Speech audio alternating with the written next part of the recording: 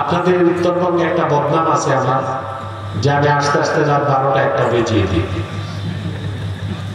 একটা বদনাম আছে।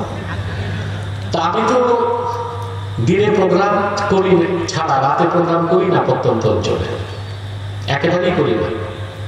কিন্তু আমাদের পুলিশ ইন্সপেক্টর রেজাউল আপনাদের সন্তান, আর বিশেষ করে এই এলাকার প্রবীণ আলেম মাওলানা আইয়ুব আলী সাহেব আমাকে যে মহব্বত করে, এটা একান্তই দ্বীনি মহব্বত, আর কিচ্ছু না। তার সাথে আমার এই সম্পর্ক দ্বীনি মহব্বত। তার প্রবল আপত্তি ছিল আমাকে আসতে হবে রাতে। তা আমি আল্লাহর নামে তাওয়াক্কুল করে তারিখ নিয়েছি, কিন্তু আজকে হয়ে গেছে ঢাকায় মহাসম্মেলন, কয়েক লক্ষ মানুষের উপস্থিতি ঘটেছে, আপনারা দেখেছেন হয়তো।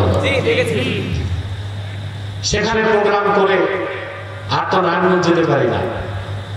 এয়ারপোর্টের কাছে এসে বসে রইলাম 3-4 ঘন্টা, তারপর এসে প্লেনে আবার আপনাদের এখানে গাড়িতে এসেছি। ঢাকা থেকে যে গাড়িটা আসতেছিল, যে গাড়িতে আমি চলাফেরা করি, একটু ভারী গাড়ি, এটা আবার ট্রাকের সাথে অ্যাক্সিডেন্ট হয়ে গেছে, গাড়ি সেটা ক্যান্সেল। আবার রেজাউল সাহেব এখান থেকে গাড়ি ব্যবস্থা করেছে। সবকিছু মিলিয়ে আল্লাহর অসীম দয়ায় আপনাদের আগে আমি পৌঁছেছি। আমি দেখলাম অর্ধেক লোক আসছেন আমি বসার পরে, তা আপনাদের আগে আমি আসছি না। দেরি করে আসলে তো সমালোচনা করেন, এখন কি করবেন? দোয়া করবেন, বলেন আল্লাহুম্মা আমিন। আমি আপনাদের তাফসীরুল কোরআন মাহফিলে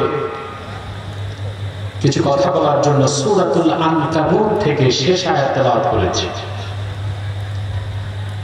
এই 69 নম্বর আয়াতটিকে কেন্দ্র করে নির্ভরযোগ্য মুফাসসির এবং মুহাদ্দিসগণের দৃষ্টিকোণ থেকে কিছু কথা আপনাদের সামনে তুলে ধরার চেষ্টা করব ইনশাআল্লাহ, যদি আমার মালিক আল্লাহ আমাকে তৌফিক ভিক্ষা দান করেন।